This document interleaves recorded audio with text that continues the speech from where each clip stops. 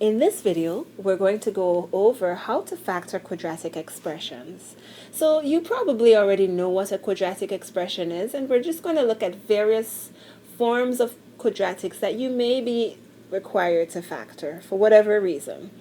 All right, so the first type that we're going to look at is in the form ax squared plus bx plus c when a is equal to 1. So what does that mean? If a is equal to 1, you're going to see nothing written here. Because if a is equal to 1, you're just going to have x squared. 1x squared is the same as x squared. So that's the first type that we'll look at. So let's do that right now. And in this example, we're going to have x squared minus 4x minus 21. And if you're asked to factor it, the first thing that you have to do is separate your x squared. So you get x in one parenthesis and x in the other parenthesis. And now we're going to look for two numbers with a product of negative 21. So when we say product, what do we mean? We mean multiply. So the two numbers we're looking for will multiply to get negative 21. And they will add, they will have a sum of the middle number. So they will have a sum of a negative 4.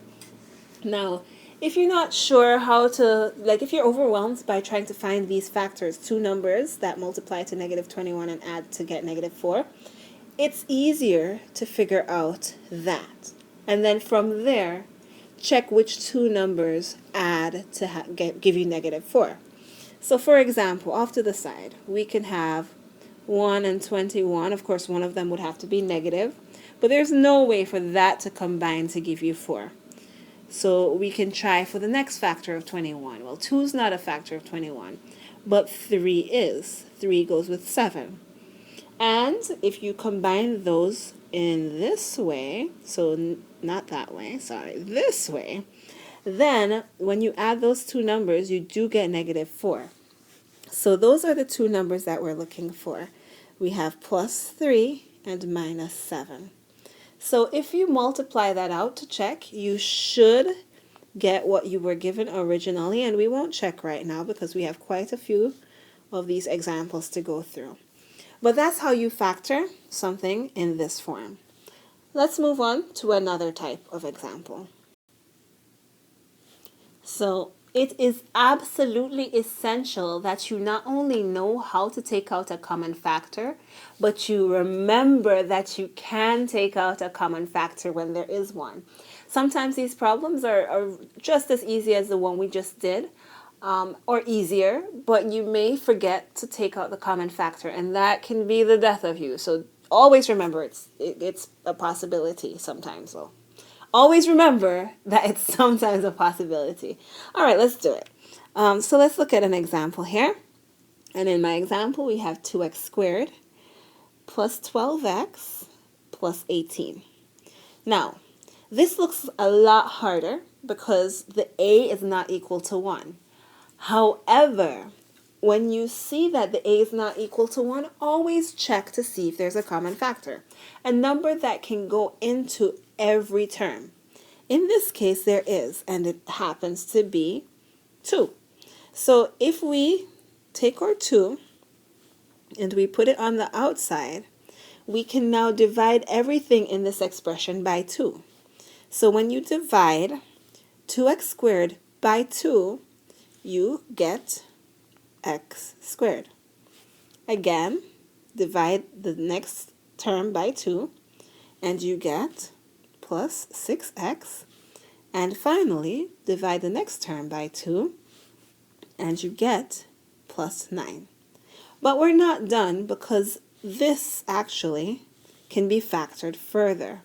So we're going to do the same thing we did before. We're going to look for two numbers with a product of 9 and a sum of 6. Two numbers with a product of 9 and a sum of 6. And our two numbers are 3 and 3. And yes, we can use the same numbers. And as we did before, we are separating our x squared, and we have to rewrite our 2. So we now have 2 times x plus 3 times x plus 3. Now, that is the answer for this one, but I actually think it's so important to remember to take out a common factor that I want to look at another example where we can take out a common factor. All right, so I'm going to do a funny looking one, and it looks a little something like this. 5x squared minus 15x. All right, so again, we would look for a common factor. And most people pick out that the common factor is 5. And that is somewhat correct. But it's not complete. There's actually something else that can go into both of our terms. So 5 can go into that, 5 can go into that, but x can also go into both of these terms. So the common factor is actually 5x. Now we do the same thing we did before by dividing each term by our common factor. So that term divided by 5x gives us x, and this term divided by 5x gives us minus 3. And now it is factored. Okay, so now we're getting a little bit harder here, and we're going to factor something in this form. Ax squared plus bx plus c, and a will not be 1 anymore. So let's look at an example here. And in my example, I have 2x squared plus x minus 3. Now, if you were listening carefully a few minutes ago, what is the first thing you should look for? If you said you should always look for a common factor, you are correct. But now the question is there a common factor? And the answer is no, there is no common factor. Unfortunately, there is nothing that can go into all three of our terms here. 2 can't, x can't, so we have to now figure out another way to do this. So in this video, I'm going to do trial and error, but I have another snazzy little method called the diamond box method, and if you are interested, look at my diamond box video. But for now, we'll keep it simple, and we'll just do trial and error. So, as we've done before, we're going to set up 2 sets of parentheses, and we're going to separate our 2x squared. Now, technically, when I say we can separate our 2x squared, I'll do this off to the side. We could do it this way, but that doesn't make any sense because the whole reason we are factoring is because we want this guy here, or x squared, to be apart from each other. So the only other way we can separate our 2x squared is having a 2x in one parenthesis and an x in the other. And it doesn't matter if it goes first or second. So let's just put our 2x here and our x over here. So now our x squared is separate. All right, so now we're going to look for 2 numbers, and I'll write this down. So we're going to look for 2 numbers with a product of c. Now, unfortunately, hold on, let me write this down first, with a product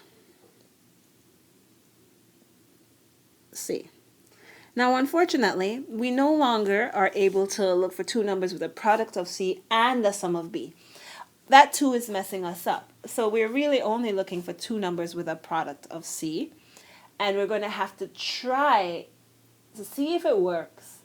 If it doesn't work, then we have to try again, and if it doesn't work, we just have to keep trying until it works. What do I mean when I say work, though? Right, so for it to work, when we try something, we want it to give us our original expression. So let's see it happen, and I'm gonna guess something that's wrong, just so you can see this process. But if you know what is right, then bear with me. All right, so we're looking for 2 numbers with a product of -3. And we have to think about order in this case because we have different things in both parentheses. We have a 2x in one and an x in the other. So 3 and -1 have a product of -3. -3 and 1 have a product of -3. 1, and you got it, -3. And the last one is -1. and 3. How could this get so much more annoying? Well, it could get so much more annoying if the number wasn't 3 and if instead it was 120 that has a billion factors. It actually doesn't have a billion factors, but it has several factors. So the more factors that our number has is the more things you have to guess and check and guess and check. All right, but fortunately 3 is prime. And since it's negative, we do have to check with the signs as well, but that's not too bad. All right, so I'm going to first test out. Let's try -3 plus 1. And we're going to check. And we're going to check to see if we get our original expression by doing first, outer, inner, last multiplication. Okay, so when we multiply the two first terms, we get 2x squared. Outer, we get plus 2x. Inner, we get minus 3x. And last, we get minus 3. Really and truly, the only things that were super important to check was outer and inner. So the two middle terms. So when we put those two like terms together, we get minus x. However, we are looking for plus x here. So we know then that it is not minus 3 and plus 1. So that is not the answer. So that guess showed us that we were wrong and we have to try again. All right, so at that point you can cross that out, erase whatever. I'm going to erase it because I would like us to focus on what is right. All right, so what I'm going to try next is plus 3 and minus 1. Plus 3 and minus 1. Let's do this. All right, so again, we're going to check, and this is just a guess, and so we have to check it.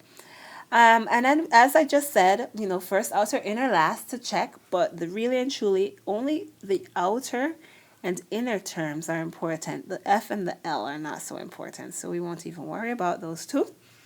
So let's check our outer term. 2x times minus 1 gives us negative 2x. And inner, 3 times x gives us plus 3x. You put those good things together right here and you get x positive, which is our middle term, which tells us that we are now correct. And that is the factor answer. Okay, so you've been very, very patient, and now we're on the last type of factoring that we're going to look at in this video, and that is the difference of two squares. Now, the difference of two squares is actually one of the easier types, but if you don't recognize it, it tends to be hard because you're like, what the heck is this? Why does it look so hard? I don't understand what's going on.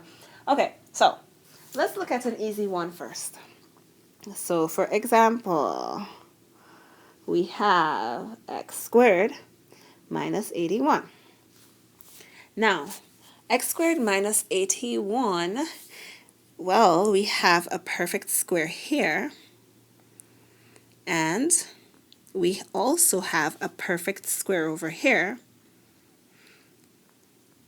They're two perfect squares, and you are subtracting them. So, subtracting them, i.e., difference. Okay, difference. That's why that's called the difference of two squares. So you can recognize it as a difference of two squares if you have two perfect squares and you're finding the difference. Now, what do you do with this? Anytime you see the difference of two squares, again, you separate it out into your two sets of parentheses. Make sure that your signs are different when you are factoring. Different signs. Make sure that you remember to do that. Okay.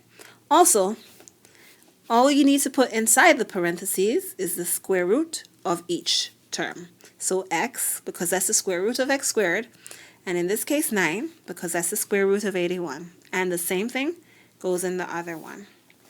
All right. That was a pretty easy one, and most people would probably get that even if they didn't remember about the difference of two squares. But here's a slightly harder looking one. Same idea, it just looks harder. Okay, cool. So on the left side, we have, again, a perfect square, 9, and also x squared. Together they're a perfect square. And we have a perfect square over here. So therefore, difference of two squares. First things first, make sure your signs are different. And then square root of 9x squared is 3x. Square root of 25y squared is 5y. And we are done.